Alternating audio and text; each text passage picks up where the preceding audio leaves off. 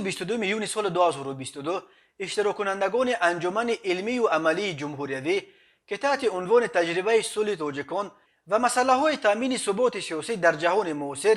که در دانشگاه دولتی خوجند دایر شد، در مراجعتنامه خود خواستند تا به مناسبت 30 سالگی اجلاس 16 شورای عالی که امام علی رحمان را به قدرت رساند به پرزیدنت کنونی تاجیکستان عنوان دوم قهرمان تاجیکستان بدهند. امام علی رحمان در پایان سالهای 90 برای نقطه گذاشتن به جنگ شهروندی علیه یک دفعه عنوان قهرمان تاجیکستان را به دست آورده بود. عنوان قهرمان تاجیکستان عنوان عالی دولتی جمهوری تاجیکستان به شما رفته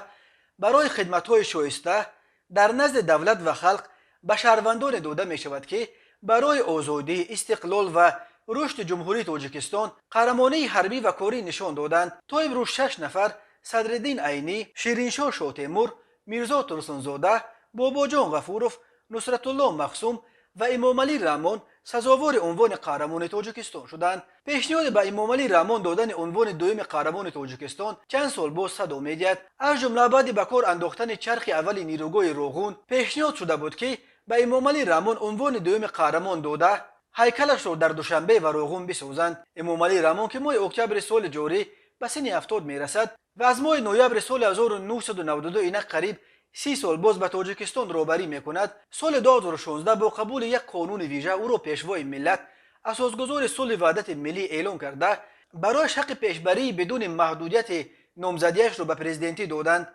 طرفدارانش بر اینند که امام علی رحمان دولتداری تاجیکان را بعد 1000 سال برقرار کرده به جنگ خونین شهروندی نقطه گذاشت و تاجیکستان در عهد او به پیشرفت‌های بی‌نظیر نائل شد. طرفدارانش معتقدند که امام علی رحمان سزاوار هر نوع تحسین و توصیف و ارجگذاری است، ولی منتقدان امام علی رحمان را برای بنیاد یک نظام خودکامه مبنی به پرستش شخصی او تنقید می‌کنند و میگویند تاجیکستان در عهد او به فقیرترین کشور شوروی سابق تبدیل یافت که نظام رهبریش سراسر فساد زده بود. منصب‌های مهم دولتی و تجارت‌های مهم را خویش و تبار پرزیدنت بین خود تقسیم کردند و مردم اساساً از حساب مردکاری در روسیه روز میبرد. پایمال شدن آزادی‌های دموکراتی و تا حال در تاجیکستان دایر نشدن یگان انتخابات جوابگوی معیارهای حداقل دموکراتی از دیگر مایه‌های تنقید مخالفان از نتیجه‌های 30 سال حکومت امام علی رحمان است.